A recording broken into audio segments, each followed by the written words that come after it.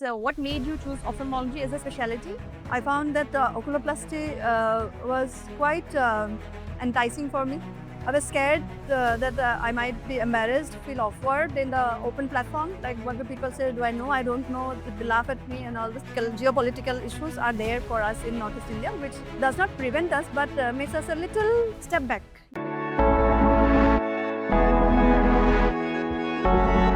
Hello everyone, welcome to Eye Conversations. I'm Dr. Sonam Youngsis, and here today we have Dr. Nilupurna Deori ma'am.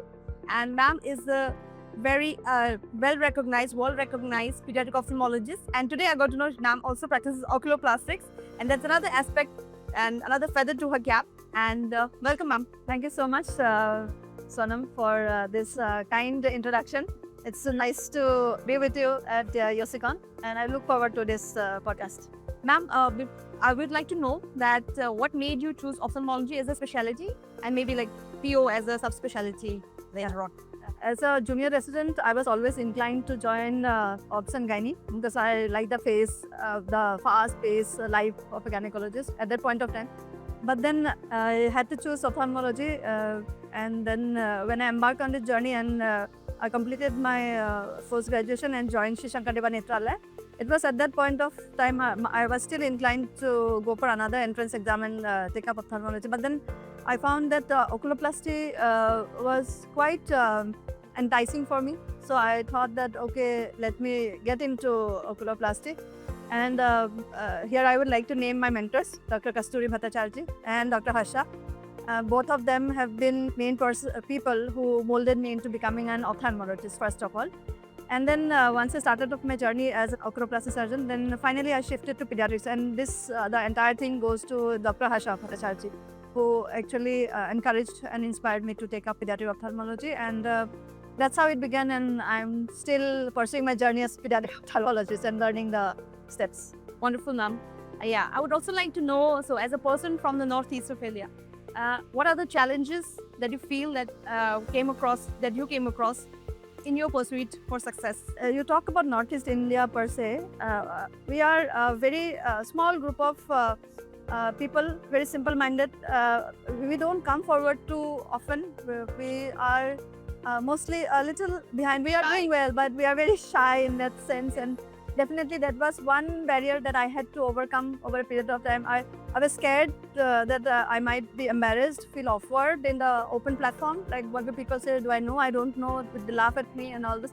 So that this one barrier, and I, because of that shyness or that introvertness of our residents, and also I really felt that UC was one platform that could help these students or ophthalmologists in general from Northeast India would love to use that platform to come forward in the mainstream. That is one, definitely.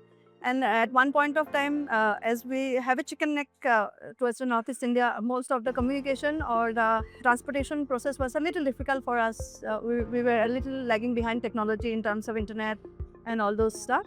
And so it took us some time, and even to come to conferences outside of the Northeast was also a little difficult because of the flights and trains or whatever transportation means were there. But now it has become easier. It has become so both ways, both academic as well as socio-economic or geopolitical issues are there for us in Northeast India, which does not prevent us but makes us a little step back than the mainland people. Yeah. And we're still yet to be recognized. You will understand that Yes, quite well.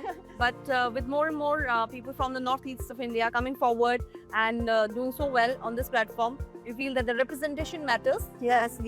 Having you here is one of the biggest representations that Thank you so much. And the juniors whosoever is here in Yosikon and do look up to you, and they're always going to get inspired. Thank you. Like better. Ma'am, I would also like to ask you if you have a message for the Yosis. I would like to say that since the entire thing, since yesterday, I have seen the enthusiasm and the amount of hard work they have put in, even in the quiz or in the IROC forum where we were judging. I could sense the amount of vigor they have in learning and also to project their knowledge. So I feel Yosi is going to go a great way from where we have seen and to what it is today. It has gone leaps and bounds, and it has created ripples across the country, across the world. And I wish you see all the success and all the very best for the future.